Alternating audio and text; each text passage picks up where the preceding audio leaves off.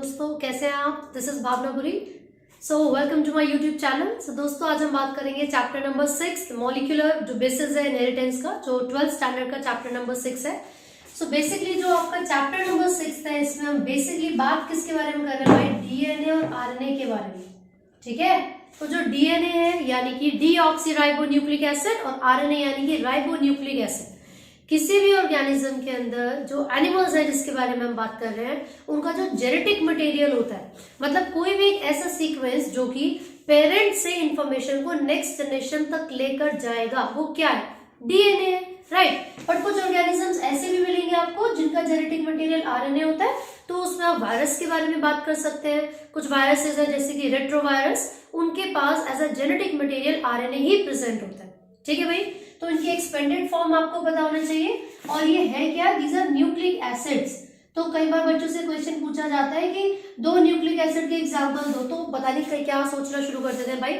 इसकी full form जब तुम्हें पता है, एक्सपेंडेड फॉर्म आपको पता है कि डीऑक्सीराइबोन्यूक्लिक एसिड है, तो न्यूक्लिक एसिड है ना, तो दैट मीन्स कि डीएनए और आरएनए किसके एग्जाम्पल है? न्यूक्लिक एसिड के। ठीक है, तो अगर ह्यूमन के बारे में हम बात करेंगे तो उसमें ह्यूमन के केस में नंबर ऑफ क्रोमोसोम, भाई क्रोमोसोम नंबर को अलग रिस्पेक्ट में मेजर किया जाता है, और जो डीएनए का कंटेंट है वो न्यूक्लियोटाइड के बेसिस पर हम मेजर करेंगे, है ना, देखेंगे कि न्यूक्लियोटाइड है क्या।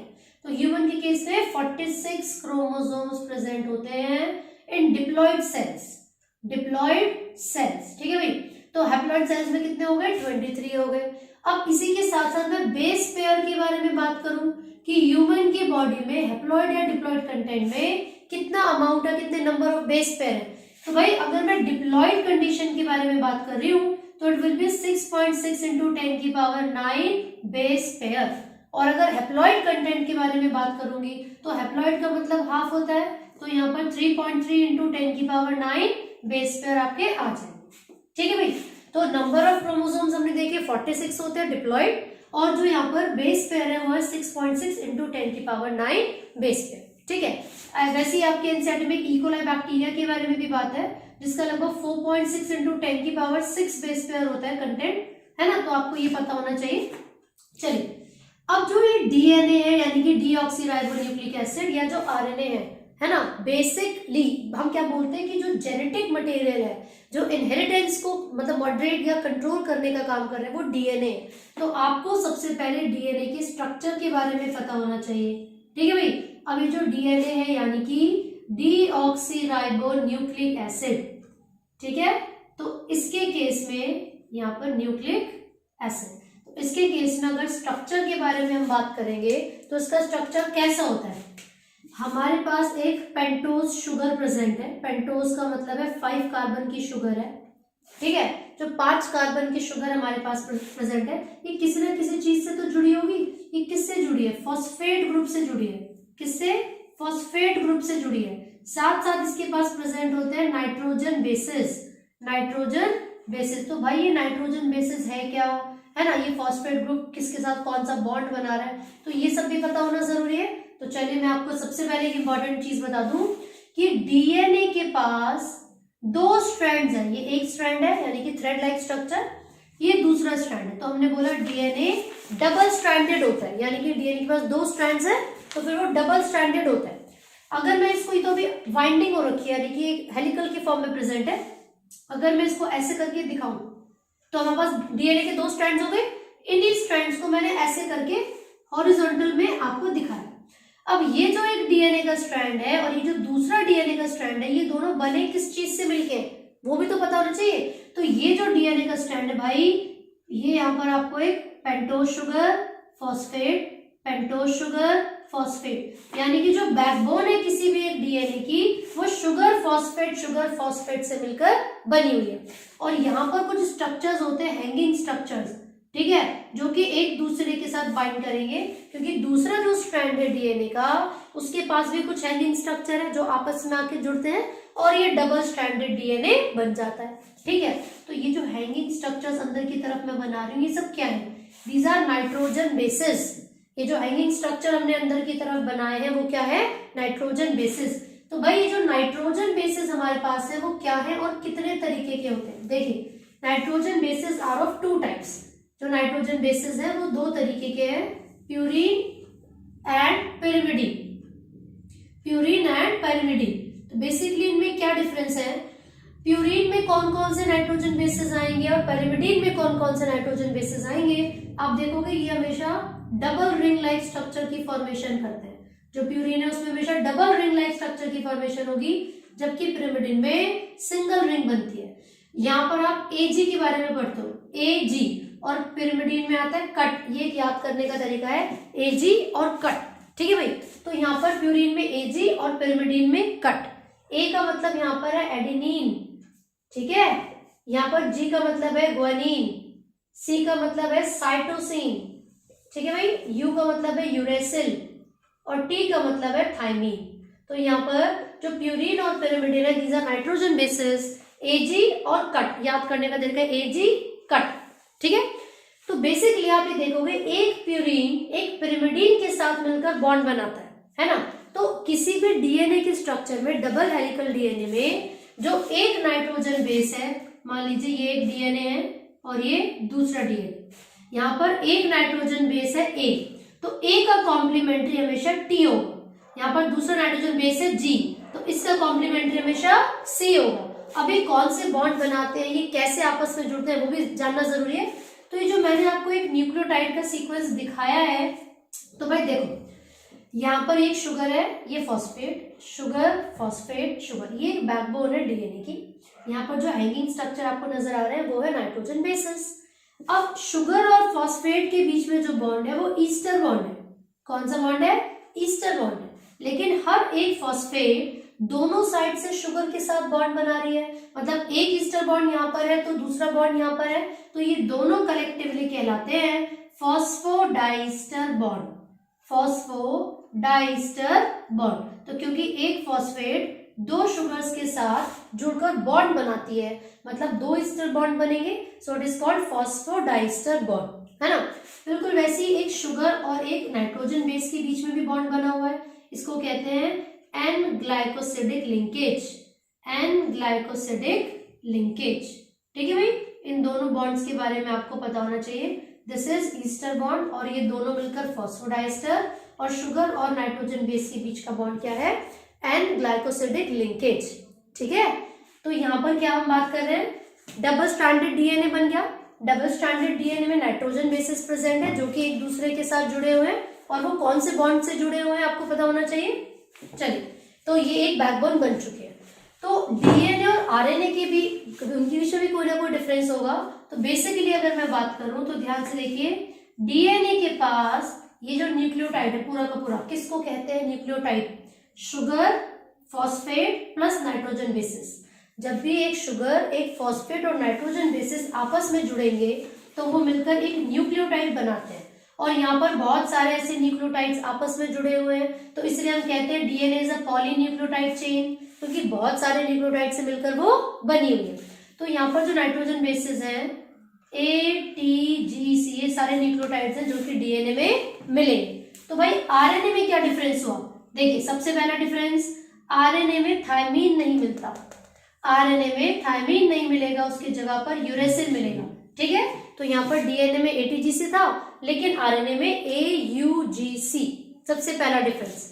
दूसरा, अब यहाँ पर जो आरएनए के बारे में हम बात कर रहे हैं, आरएनए के पास सेकेंड प्राइम पोजीशन पर जो सेकेंड कार्बन की पोजीशन होगी, वहां पर एक फ्री हाइड्रोक्सिल ग्रुप प्रेजेंट होता है। हाइड्रोक्सिल ग्रुप का मतलब है OH, है ना, अल्कोहलिक ग्रुप। तो हमने भी पढ़ा डीएनए में कौन कौन से न्यूक्लियोटाइड्स हैं, ATGC, आरएनए में कौन कौन से न्यूक्लियोटाइड्स हैं, AUGC, ठीक है। फिर हमने देखा कि आरएनए और डीएनए में एक और डिफरेंस है, आरएनए के पास सेकेंड प्राइम पोजीशन पर एक OH ग्रुप है, एडिशनल ग्रुप है ना, और इसी एडिशनल ग्रुप की वजह से आरएनए ज्यादा रिएक्टिव होता है ना, और डीएनए स्टेबल होता है। RNA is more reactive than DNA, ठीक है। और यहाँ पर आप देख रहे हो यूरेसिल भी प्रेजेंट है ना, तो उसकी वजह से भी वो रिएक्टिव है। तो डीएनए क्या है, स्टेबल। क्यों, एक तो उसके पास कोई एडिशनल OH नहीं है, और दूसरा उसके पास थायमीन प्रेजेंट है, और ये जो थायमीन होता है इसी को हम कहते हैं मिथाइलेटेड यूरेसिल। क्या कहते हैं, मिथाइलेटेड यूरेसिल, ठीक है भाई। तो ये हमने देखा है यहाँ पर डीएनए और आरएनए के बीच में जो बेसिक डिफरेंस है। है ना। तो आपको ये बैकबोन के बारे में पता होना चाहिए। और नाइट्रोजन बेसिस प्यूरिन और पिरिमिडिन, ए हमेशा जी के साथ या फिर ए हमेशा टी के साथ, जी हमेशा सी के साथ बॉन्ड बनाएगा। चलिए तो अब आगे हम देखेंगे कौन कौन से साइंटिस्ट हैं, उन्होंने क्या क्या दिया था। तो बेसिकली आपके जो एनसीईआरटी में साइंटिस्ट गिवन है, तो एक साइंटिस्ट है फ्रेडरिक मिशर, उन्होंने क्या बोला था कि भाई न्यूक्लिन जो डीएनए उसको पहले वो न्यूक्लिन का नाम उन्होंने दिया था, है ना, न्यूक्लिन। तो ये टर्म किसने दी थी? फ्रेडरिक मिशर, ठीक है। तो यहाँ पर इनको आपको पता होना चाहिए। फिर उसके बाद बात की जाए तो यहाँ पर दो साइंटिस्ट हैं जिनका नाम है वाटसन एंड क्रिक, है ना। तो जो वाटसन एंड क्रिक है, ये जो दोनों साइंटिस्ट हैं, इन्होंने क्या दिया था भाई 1953 में double helical model of DNA, ठीक है, double helical model of DNA. जो डबल हेलिकल स्ट्रक्चर है, ये जो मॉडल है डीएनए का, वो इन्होंने ही दिया था, ठीक है भाई। तो इन्होंने इसमें क्या बताया था कि डीएनए डबल स्ट्रैंडेड होता है, उसमें जो नाइट्रोजन बेसिस है वो कॉम्प्लीमेंट्री होते हैं, डीएनए के दोनों स्ट्रैंड्स एंटी पैरेलल होते हैं। तो काफी सारी चीजें भी मैं डिस्कस करूंगी। अभी मैं आपको साइंटिस्ट के नाम बता रही हूँ। तो यहाँ पर सबसे पहले फ्रेडरिक मिशर थे, जिन्होंने न्यूक्लिन एन बच्चे न्यूक्लिन टर्म दिया था, डीएनए के लिए यूज किया था उन्होंने। फिर वाटसन एंड क्रिक है ना, फ्रांसिस क्रिक और जेम्स वाटसन, इन्होंने क्या दिया था? Double helical model of DNA, ठीक है। फिर इसी के साथ साथ यहाँ पर जो आपकी एनसीईआरटी में और भी जो साइंटिस्ट गिवन है, उसमें से एक और साइंटिस्ट है जिन्होंने बताया हुआ है कि किस तरीके से जो कंपोजिशन होता है ए का, टी का, जी या सी का, वो हमेशा कांस्टेंट रहता है। तो अर्विन चार्गॉफ एक साइंटिस्ट हैं, अर्विन चार्गॉफ। बेसिकली उन्होंने क्या बोला था? उन्होंने बोला जो एडेनिन, थायमीन, है ना, एंड गुआनिन और साइटोसिन का कंपोजिशन है, वो हमेशा क्या रहता है? कांस्टेंट रहता है। तो बच्चे इसके बेसिस पर 1 मार्क में आपसे क्वेश्चन भी पूछ लिया जाता है, ठीक है। तो इनकी बेसिस पर क्या क्वेश्चन आपसे पूछा जाएगा?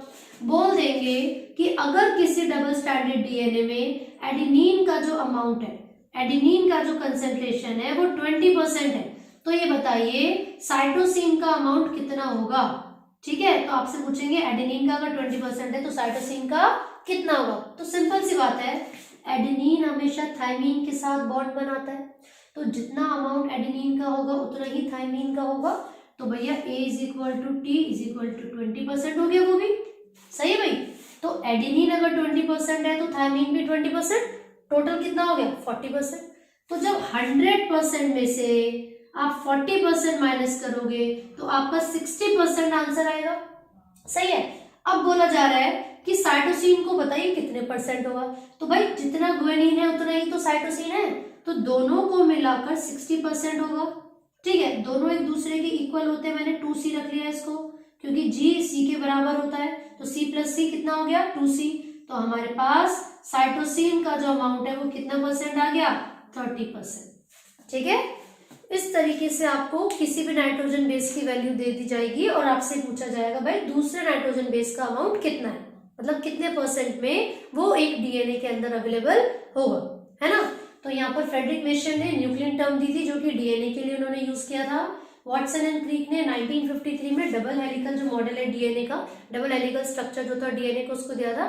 लेकिन ये उन्होंने दिया था जो एक्सरे डिफ्रैक्शन होता है ना, एक्सरे डिफ्रैक्शन जो अलग अलग साइंटिस्ट हैं, है ना, मॉरिस वगैरह जो साइंटिस्ट आपके एनसीईआरटी में गिवन है, उन्होंने क्या किया था? एक्सरे डिफ्रैक्शन को स्टडी किया पहले, फिर उसी का आधार पर, उसी की बेसिस पर डबल हेलिकल मॉडल को बताया गया था, ठीक है। देन अर्विन चार्गॉफ ने दिया था इनका जो कंपोजिशन है वो हमेशा कांस्टेंट रहता है और इक्वल रहता है।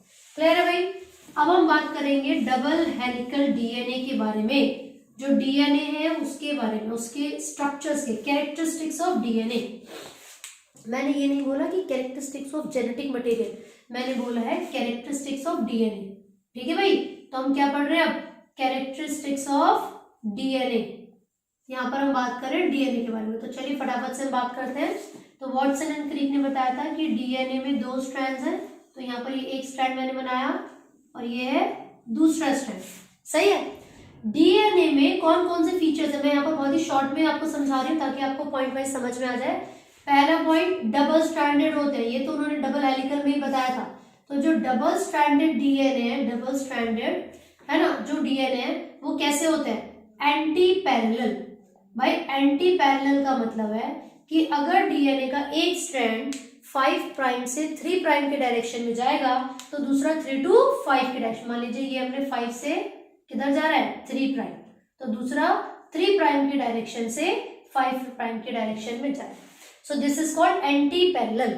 ठीक है, अब दूसरा उन्होंने बताया था कि कॉम्प्लीमेंट्री होते हैं, मतलब एडेनिन हमेशा थायमिन के साथ जुड़ेगा, ग्वानिन हमेशा साइटोसिन के साथ जुड़ेगा। तो दूसरा पॉइंट हमने पढ़ा कि कॉम्प्लीमेंट्री है। तीसरा पॉइंट देखिए, ए हमेशा डबल बॉन्ड बनाता है टी के साथ, जी हमेशा ट्रिपल बॉन्ड बनाएगा सी के साथ। ठीक है, चौथा पॉइंट, यहां पर जो एक पूरा का पूरा टर्न आप देख रहे हो, इस पूरे टर्न में जो total number of base pair है वो 10 होते हैं। 1 2 3 4 5 6 7 8 9 10, मतलब एक टर्न में, एक हेलिक्स में कितने बेस पेयर होंगे? 10 बेस पेयर होंगे। ठीक है भाई साहब, जब ये ए टी के साथ जुड़ेगा और ये जी सी के साथ जुड़ेगा तो किसी ना किसी बॉन्ड की मदद से तो जुड़ेगा, और वो बॉन्ड कौन सा होगा? वो होगा हाइड्रोजन बॉन्ड। कौन सा होगा? Hydrogen bond. ठीक है, और यहाँ पर जो पूरी की पूरी जो पिच है, पूरी की पूरी जो पिच है वो 3.4 नैनोमीटर की होती है। 3.4 नैनोमीटर की होती है। तो अगर कोई आपसे पूछे कि दो बेस पेयर के बीच का डिस्टेंस बता दो, तो क्या करोगे आप? जब पूरी की पूरी पिच 3.4 नैनोमीटर की है तो दो बेस पेयर के बीच का डिस्टेंस निकालने के लिए 10 से डिवाइड कर दोगे तो आपका आंसर आएगा 3.4 नैनोमीटर। क्लियर है भाई? तो हमने कौन कौन से फीचर्स यहाँ पर पढ़े? तो देखिए, सबसे पहले मैंने बोला एंटी पैरेलल होते हैं डीएनए के दोनों स्ट्रैंड्स। ठीक है, फिर उसके बाद हमने लिखा है कॉम्प्लीमेंट्री होते हैं। और बच्चे कॉम्प्लीमेंट्री का मतलब क्या है? ए हमेशा जुड़ेगा टी के साथ और जी हमेशा जुड़ेगा सी के साथ। ये डबल बॉन्ड बना रहा है और ये ट्रिपल बॉन्ड बना रहा है। ठीक है, फिर उसके बाद वन पिच, जो एक पूरी पिच होती है ना, हैज 10 बेस पेयर। एक पूरी की पूरी जो पिच होगी उसमें कितने बेस पेयर होंगे?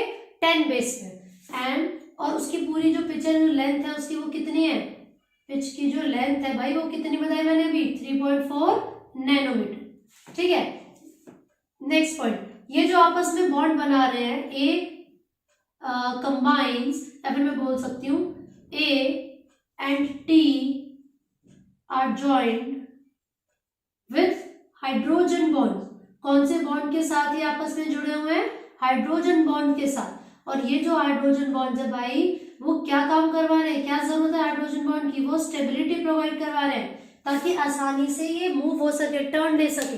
ठीक है, तो हमने देखा एंटी पैरेलल है, कॉम्प्लीमेंट्री है, ए डबल बॉन्ड बनाएगा टी के साथ, जी ट्रिपल बॉन्ड सी के साथ। ये बॉन्ड होते कौन से? Hydrogen bond. पूरी की पूरी जो पिच है वो 3.4 नैनोमीटर की है और एक पिच में टोटल 10 बेस पेयर होते हैं।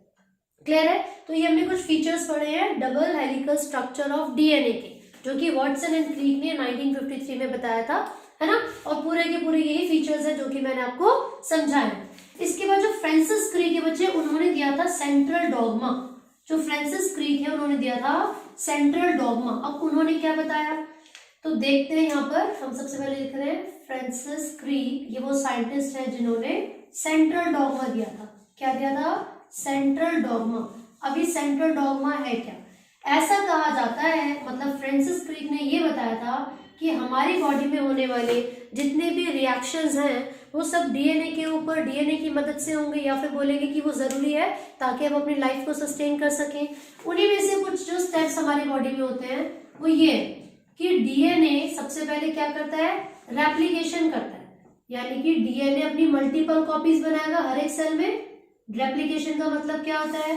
Polymerisation, addition of nucleotides. ठीक है, जिसके रिजल्ट में डीएनए मल्टीपल कॉपीज की फॉर्मेशन करेगा। तो सबसे पहले जो डीएनए है वो रेप्लिकेशन करता है और मल्टीपल कॉपीज बनाता है। ठीक है, फिर उसके बाद ये जो डीएनए है किस में बदल जाएगा? आरएनए में। वो भी कौन सा? मैसेंजर आरएनए, है ना। तो भाई वो कौन सा प्रोसेस है जो कि ये डीएनए रेप्लिकेशन करने के बाद आरएनए में बदल रहा है? उस प्रोसेस को कहते हैं ट्रांसक्रिप्शन। इस प्रोसेस को कहते हैं ट्रांसक्रिप्शन। ठीक है भाई, जो जेनेटिक इंफॉर्मेशन डीएनए के पास थी वो इंफॉर्मेशन किसके पास चली जाती है? मैसेंजर आरएनए के पास, है ना। देन ये जो मैसेंजर आरएनए है वो सारी इंफॉर्मेशन को फर्दर कन्वे करेगा किसके पास? प्रोटीन के पास। तो बेसिकली हमारी बॉडी की जो नीड है वो है formation of proteins, and the process which leads to formation of protein is translation. सही भाई? तो उसका मतलब क्या हुआ, सेंट्रल डॉग्मा एक ऐसा सीक्वेंस है स्टेप्स का जिसके अंदर डीएनए पहले रेप्लिकेट करेगा, मल्टीपल कॉपीज बनाएगा, देन जो इन्फॉर्मेशन डीएनए के पास थी वो मैसेंजर आरएनए में जाएगी by the process called transcription, फिर उसके बाद वो मैसेंजर आरएनए प्रोटीन में बदलेगा by the process called translation. ठीक है, तो यहाँ पर जो सेंट्रल डॉग्मा दिया था उन्होंने बताया था कि भाई जो सीक्वेंस है वो किस तरीके से होते हैं हमारे बॉडी के सभी सेल्स में। क्लियर है। अब जो नेक्स्ट टॉपिक है बच्चे वो आपकी एनसीईआरटी के हिसाब से वो है पैकेजिंग ऑफ डीएनए, है ना। तो उसके लिए आपको एक दो चीजें पता होना बहुत जरूरी है। तो चलिए बताइए कि डीएनए के ऊपर कौन सा चार्ज है ना, और क्यों है। भाई जो डीएनए है पहली चीज वो नेगेटिवली चार्ज मॉलिक्यूल है ना, वो हाइड्रोफिलिक होता है। तो DNA is a negatively charge molecule. तो क्योंकि डीएनए नेगेटिवली चार्ज मॉलिक्यूल है तो उसकी पैकेजिंग के लिए हमें किस चीज की जरूरत पड़ेगी, पॉजिटिवली चार्ज मॉलिक्यूल्स की। ठीक है भाई, एक तो हमने लिखा वो नेगेटिवली चार्ज है, दूसरा वो हाइड्रोफिलिक है। आपको पता होना चाहिए कि डीएनए नेगेटिवली चार्ज और हाइड्रोफिलिक है, सही है ना। अब एक बात बताइए, प्रोकैरियोटिक और यूकैरियोटिक सेल्स में क्या डिफरेंस है। भाई यूकैरियोटिक सेल के पास तो वेल डिफाइंड न्यूक्लियस है, जबकि जो प्रोकैरियोटिक सेल्स होंगे, प्रोकैरियोटिक सेल्स, उनके पास वेल डिफाइंड न्यूक्लियस नहीं है। तो जब उनके पास वेल डिफाइंड न्यूक्लियस नहीं है तो क्या इसका मतलब ये हुआ कि सारा का सारा जेनेटिक मटेरियल, सारा का सारा डीएनए उनके सेल में ही स्कैटर्ड रहेगा, चारों तरफ बिखरा हुआ रहेगा? नहीं। बेसिकली क्या होता है कि प्रोकैरियोट्स के पास भी कुछ पॉजिटिवली चार्ज प्रोटीन्स होते हैं, है ना, विच होल्ड, जो भी होल्ड करके रखेंगे नेगेटिवली चार्ज डीएनए को। और जिस रीजन में वो negatively charge DNA collectively present होता है उस रीजन को कहा जाता है न्यूक्लियोइड रीजन।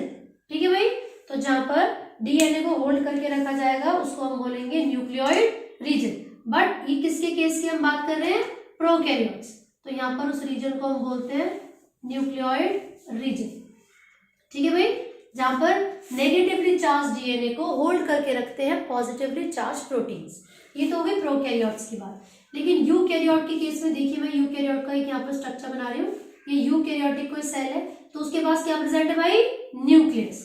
तो यूकैरियोटिक सेल का जो न्यूक्लियस है it contains all the genetic material. तो सारा का सारा डीएनए कहां पर प्रेजेंट होगा, यूकैरियोटिक के केस में न्यूक्लियस में। ठीक है, तो भाई क्योंकि डीएनए नेगेटिवली चार्ज है तो यूकैरियोट्स में कुछ ना कुछ पॉजिटिवली चार्ज प्रोटीन्स होंगे and these positively charge proteins are called histone. तो यहाँ पर जो पॉजिटिवली चार्ज प्रोटीन्स होते हैं यूकैरियोट में उनको हम क्या कहते हैं, हिस्टोन। क्योंकि वो 8 यूनिट से मिलकर बने हुए हैं इसलिए उसको कहा जाता है हिस्टोन ऑक्टामर। क्या कहा जाता है, हिस्टोन ऑक्टामर।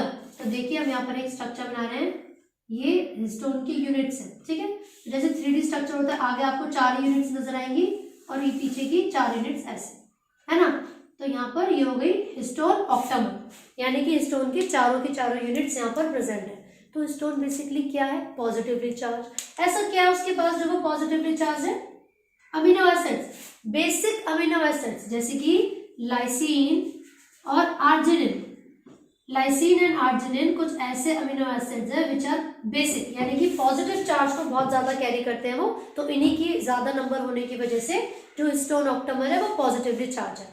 तो क्योंकि ये पॉजिटिवली चार्ज है it will attract the negatively charge DNA molecules. तो क्या होगा भाई, जो नेगेटिवली चार्ज डीएनए मॉलिक्यूल्स है वो उसके चारों तरफ ऐसे रैप हो जाएंगे। तो जब वो नेगेटिवली चार्ज डीएनए मॉलिक्यूल्स इसके चारों तरफ रैप होंगे तो यहाँ पर एक H1 प्रोटीन होता है जो कि होल्ड करके रखता है। H1 प्रोटीन होल्ड करके रखेगा इन नेगेटिवली चार्ज डीएनए मॉलिक्यूल्स को, किसके ऊपर, हिस्टोन ऑक्टामर के ऊपर। तो लगभग बच्चे 200 बेस पेयर कवर हो जाते हैं, 200 बेस पेयर। आप खुद सोचो, हमारे जो हर एक सेल में जो डीएनए का अमाउंट है, लेंथ है, वो 2 मीटर के आसपास है। तो इतनी लंबा जो डीएनए का लेंथ है, स्ट्रैंड है, उसको किस तरीके से रखा जाएगा न्यूक्लियस में, कैसे अरेंज किया जाएगा उसको, पैकेजिंग करके। इसीलिए तो हम पैकेजिंग ऑफ डीएनए कर रहे हैं। In the case of prokaryotes, क्योंकि they do not have a well defined nucleus, तो जो पॉजिटिवली चार्ज प्रोटीन्स यहाँ पे सेल साइटोप्लाज्म में प्रेजेंट है वो अट्रैक्ट करते हैं नेगेटिव चार्ज डीएनए को और एक रीजन में जाकर कलेक्ट हो जाते हैं, जिसको हम कहते हैं न्यूक्लियोइड रीजन। बट यूकैरियोट में तो वेल डिफाइंड न्यूक्लियस है, न्यूक्लियस में सारा डीएनए है, तो वहीं पर कुछ पॉजिटिवली चार्ज प्रोटीन्स है जिसका नाम है हिस्टोन। तो हिस्टोन 8 यूनिट से मिलकर बने हुए हैं तो हम उसको कहते हैं हिस्टोन ऑक्टामर्स, राइट। वो पॉजिटिवली चार्ज है क्योंकि आर्जिनिन और लाइसिन, ये दोनों अमीनो एसिड बहुत ज्यादा मात्रा में होते हैं तो वो क्या करेगा हिस्टोन ऑक्टेमर, जो नेगेटिवली चार्ज डीएनए उसको रैप कर लेगा, है ना। और ये जो स्ट्रक्चर बना है बेटा उसको कहते हैं न्यूक्लियोसोम। ये जो नया स्ट्रक्चर बना है इसको हम क्या कहते हैं, न्यूक्लियोसोम। ठीक है भाई। और जो H1 प्रोटीन है वो होल्ड करके रखता है डीएनए को, और लगभग कितने न्यूक्लियोटाइड्स बेस पेयर हमने यहाँ पर इन्वॉल्व किए हैं, 200 बेस पेयर्स। क्लियर है। तो यूकैरियोट के अंदर यहाँ पर आप देख रहे हो कि जो पैकेजिंग हो रही है वो यहाँ पर हिस्टोन की मदद से हो रही है। साथ ही साथ आप मेटाफेज में अगर ऑब्जर्व करोगे तो आपको आसानी से ये दिख सकते हैं जो भी सेल है, कई बार ना क्रोमेटिन होते हैं, मतलब कंडेंस्ड थ्रेड लाइक स्टेन यानी कि कलर्ड, कंडेंस्ड स्टेन्ड यानी कि coloured thread like structures present होते हैं कई बार न्यूक्लियस में, and these are called chromatin. Chromatin, ठीक है भाई। तो जनरली क्या होता है, हिस्टोन की मदद से, पॉजिटिवली चार्ज प्रोटीन्स की मदद से डीएनए की पैकेजिंग होती है। लेकिन अगर हाइयर लेवल के बारे में बात की जाए तो कुछ ऐसे भी है जो नॉन हिस्टोन ऑप्टिमल प्रोटीन्स है, नॉन हिस्टोन प्रोटीन्स, है ना। तो क्रोमोसोमल प्रोटीन कहा जाता है उनको। तो बेसिकली होगा क्या, जो हिस्टोन के अलावा जो पॉजिटिवली चार्ज प्रेजेंट होंगे उनके बारे में बात करें। एनएचसी का मतलब क्या है, non histone chromosomal protein, non histone chromosomal protein. तो ये कुछ ऐसे प्रोटीन्स हैं जो कि डीएनए की पैकेजिंग में हेल्प करेंगे हाइयर लेवल पर। ठीक है भाई।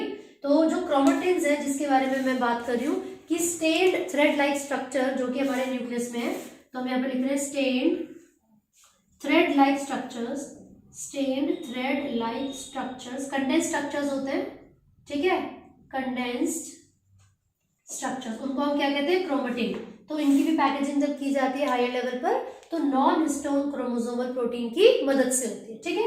तो आप देखोगे कि ये जो क्रोमेटिन है ये भी दो तरीके के हो सकते हैं हमारे न्यूक्लियस में। तो भाई वो कौन कौन से क्रोमेटिन है, एक है यू क्रोमेटिन और एक है हेट्रोक्रोमेटिन।